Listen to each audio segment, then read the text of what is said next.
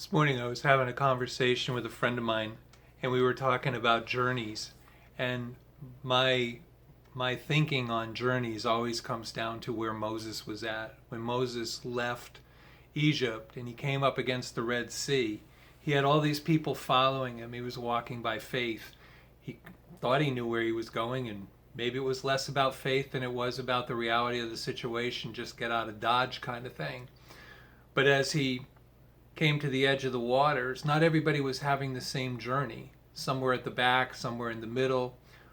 All those things were happening. Some people were looking back and watching what was going on, where Pharaoh was, and they could see the dust clouds and all that. And here's Moses, and he takes his staff and he puts it to the water.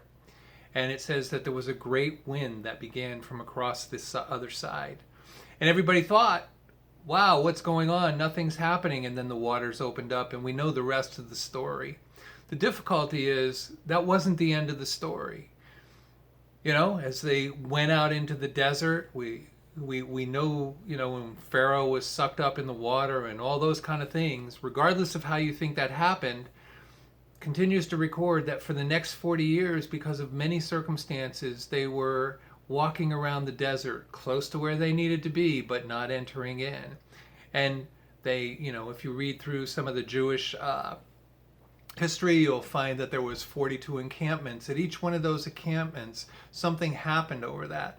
We know that the reason was, and people can attribute it to, they didn't believe Joshua and Caleb, and thank God that the Spirit of God rested on them because they wanted to try them. But in the middle of all that, they were walking around. And I think sometimes we all believe that there's this place we need to be. And as I shared with my friend this morning and we talked about it, I think that while the destiny is the land of milk and honey, it says that the greatest labor for a believer in the book of Hebrews is to enter into that place of rest.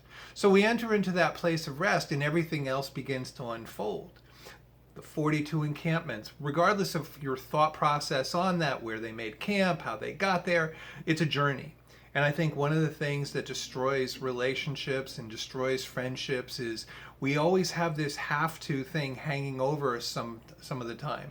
We have to be there. We have to keep up with the Joneses. We have to do this. Our church does this and our church does that.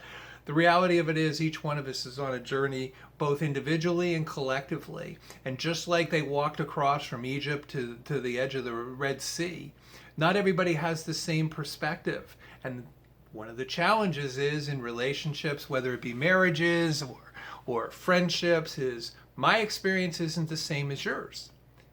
But if we're going to do this life together, we're going to have to be willing to embrace one another in the journey that we take together.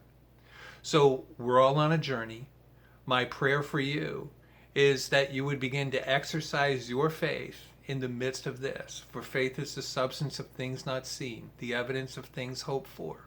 And that as we walk, we would walk in the being of Christ. That we would not let frustration or competition or envy drive us to a place, or even discouragement.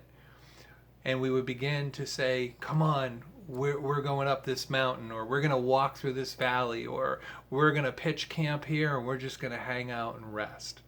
Whatever that is, we're all on a journey. God bless you guys.